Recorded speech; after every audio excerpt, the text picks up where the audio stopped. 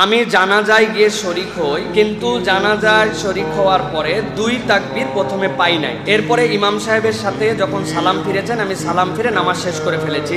আমার জিজ্ঞাসা, আমার জানাজার নামাজ হয়েছে কিনা, অথবা প্রথম যে 2 তাকবীর পাই নাই সেটা আমি কিভাবে তাহলে জানাজার ক্ষেত্রে আদায় করব।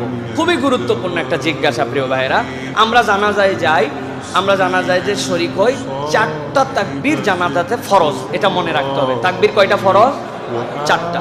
এখন আপনি যাওয়ার পরে 2 তাকবীর পান নাই ইমাম সাহেবের সাথে, এরপর ইমাম সাহেব আসসালামু আলাইকুম রাহমাতুল্লাহ আসসালামু আলাইকুম রাহমাতুল্লাহ বলছেন, আপনিও সাথে সালাম ফিরে নামাজ শেষ করে দিয়ে সুন্দর করে খাটলি নিয়ে কবরস্থানে রওনা হয়ে গেছেন। আপনার কবরস্থানে খাটলি নিয়ে যাওয়ার সওয়াব হবে, কিন্তু আপনার জানাজা আদায় হয় নাই, আপনার জানাজা হয় নাই। এখন কথা হচ্ছে, তাহলে জানাজা আমাকে কিভাবে করতে হবে?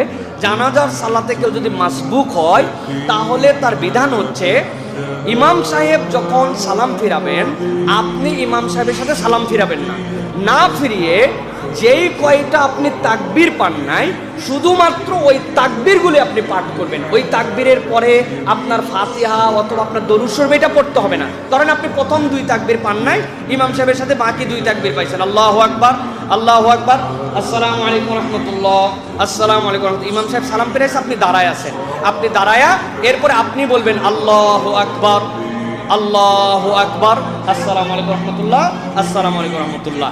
এইটা বললে আপনার জানাজা পূর্ণ আদায় হয়ে গেছে।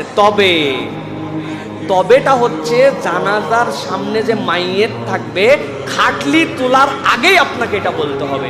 এই জন্য উপযুক্ত ইমাম যারা, তারা সালাম ফেরানোর পরে কিছু মানুষ মাসবুক হতে পারেন, তাদের জন্য 10-15 সেকেন্ড অপেক্ষা করে একটু পরে খাটলিটা উঠানোর প্রচেষ্টাটা রাখা ভালো।